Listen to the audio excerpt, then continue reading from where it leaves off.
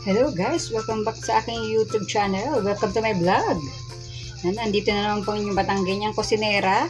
Yan, sa nakikita nyo, meron po tayong saging. So marahil alam nyo na kung ano ating gagawin. So, gagawa ulit po tayo ng banana bread o banana cake.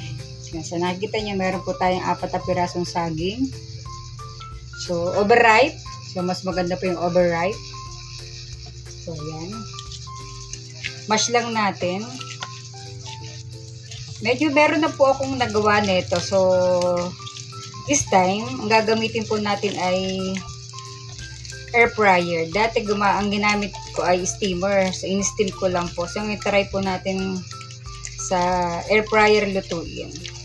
Kung ano bang mas okay. So, yung mas maganda, mas overripe na saging. Yung pahinog ba? Ay, yung paano na? Yung ganito na yung balat. Yan, mas matamis kasi. Mash lang po natin. So yan, dapat ganito yung consistency. So ngayon, lagyan na natin ng sugar. So brown sugar, mas maganda. So kayo na lang po yung mag-adjust kung gaano katamis. Yung exact measurement po, lalagay ko sa description. Yun na rin po natin ang ating gatas. Yan, full cream milk. O ano na meron kayo sa bahay. And then, lagyan na natin ang melted butter. Yan. Melted butter.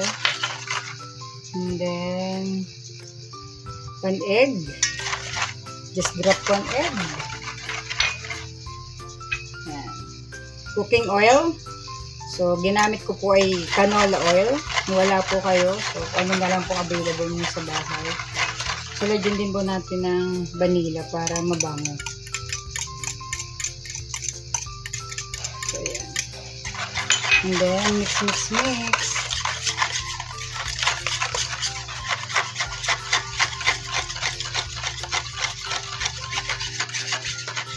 So, yan. Lagyan na po natin ng all-purpose flour. So, ginamit ko po ay sweet flour.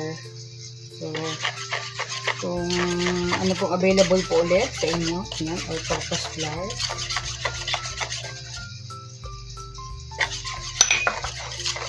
Tapos, meron din po tayong baking soda and baking powder. So, pinagsama ko na po yung dalawang yun.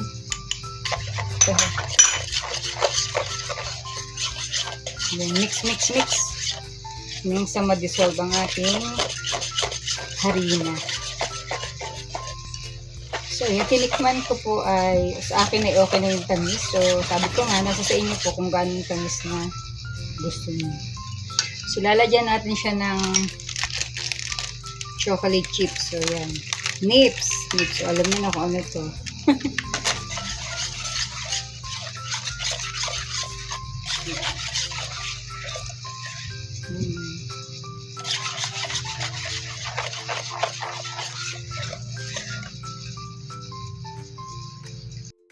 Kasi isang ganitong lagayan, ayan, ito yung available sa akin. So, dyan natin lalagay. Ayun. Kumula yung nips.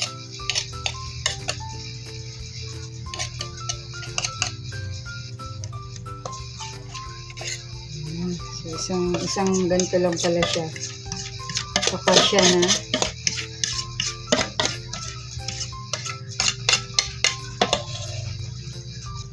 So, ayan. Iyon natin para mawala yung air, yung mga iwasan yung pagkabutas-butas para maging moist.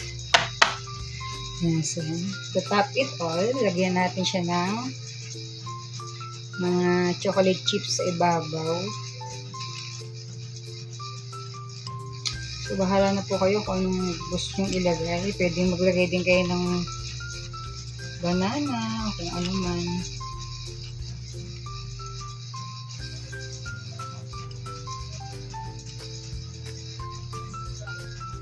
So, ayan, ganito magiging itsura. So, ngayon, meron akong preheated, naka-preheated yung air fryer ko. So yan, nakasasalang na natin sa ating air fryer. So naka-preheated na yan. And then isa-set ko siya sa 180 degrees for about 30 minutes. So yan.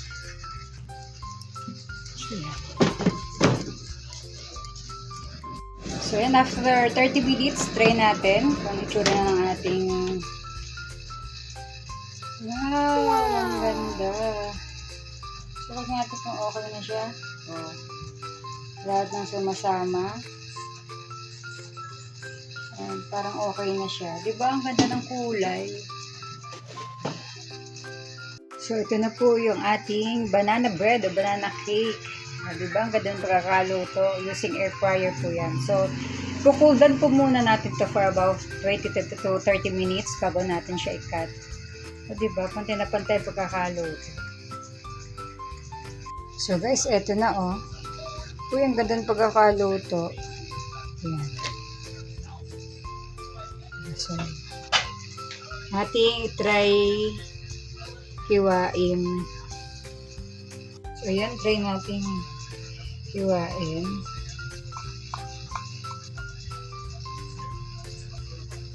Medyo mainit pa. Dapat pala pinapakulan.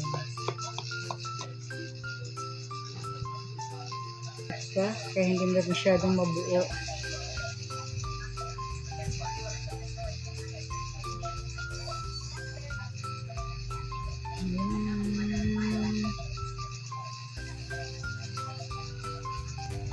So, ayan. Kung gusto niyo ay may, napakalambot, napaka-moist. Try natin.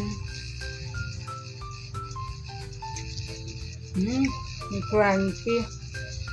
So, yung difference, kung gusto niyo yung parang yung photo texture, moist, malambot din. So, doon kayo sa steamer. Pero kung gusto niyo merong crunchy sa gilid, medyo malutong, moist at malambot din, dito tayo sa air fryer. So, para mas gusto ko to sa air fryer. Diba? Harap. Hindi siya ganun tamis. Mga kabata, mga kacharot, gawa na rin po kayo ng ating banana loaf bread. Ayan. Hindi lang siya ganun kasi di ba siya masyadong ganun kalamig. So, paano, see you po sa aking mga susunod na vlog. Marami pong salamat sa panonood. Bye-bye po. This is Nani Sanchez Vlog. Signing off.